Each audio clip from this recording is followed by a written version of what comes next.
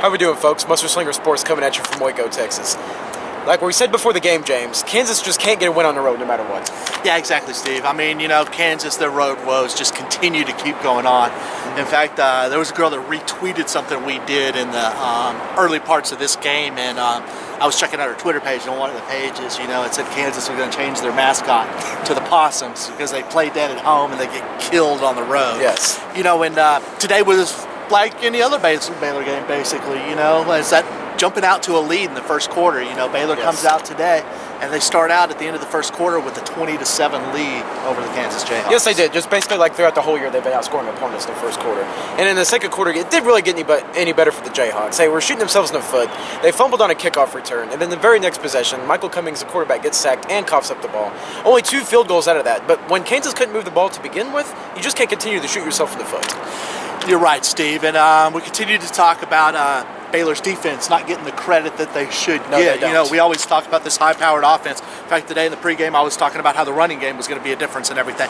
But this Baylor defense today, they held basically Kansas to 0 rushing yards in the first half. Yes. And then we end the game, and they've only got 16 total rushing yards to end the game with. Mm-hmm. And on the other side of it, Baylor continued to rack up the yardage through the rushing game. For the past, 4 years, they've been top 5 in the rushing in the conference and in the nation also. Exactly. They're getting recognition for that. And poor Kansas Jayhawks defense, they were in an uphill battle. 669 total yards altogether the Baylor offense had. I mean, they didn't know where it was coming from, and they didn't know how to stop it, and it completely showed today in the blowout victory that Baylor had. Yeah, it really did. And then looking forward going on, we've got the OU and Baylor game going on next week, which will be up in Norman to cover for us. Yes, I will. And then we look back on today's games that have been played, and TCU ended up pulling out the win over West Virginia. 5 point, yeah. So basically, Baylor's got their hands in their own destiny is in their own hands. I guess would be a better way to say it.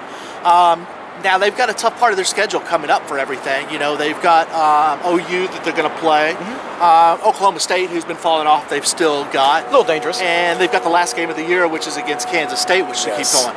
But we got to look at TCU. After they got over their win over West Virginia today, they've covered basically their hard part of the season. So I'm not going to say it's the easiest part of the thing for them to do, but they do have a pretty good advantage Very going good through. advantage.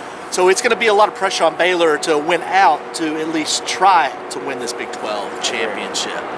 Is there anything you want to take away from today? Ooh, next week I see Baylor pulling out a little close victory against OU. OU's defense has struggled against spread offenses. We saw in the TCU game. So I see Baylor to continue this rolling and get a victory next week in Norman. Yeah, and like Bryce Petty said, and all he would say in the press conference today on any question he was asked, what was his answer to any question? Just ready for OU. And that's going to make Steve ready for OU next week when he goes up there to cover the game for us. Until then, we will see you not next week, but the week after. I believe we're back down here for Oklahoma State. 22nd, we're going to have an SMU game. 28th, we have an SMU game. And then we'll be back down here, hopefully, for the Big 12 championship and the last game of the season on December 6th against Kansas State. All right, folks. Y'all have a good night. Thanks for watching.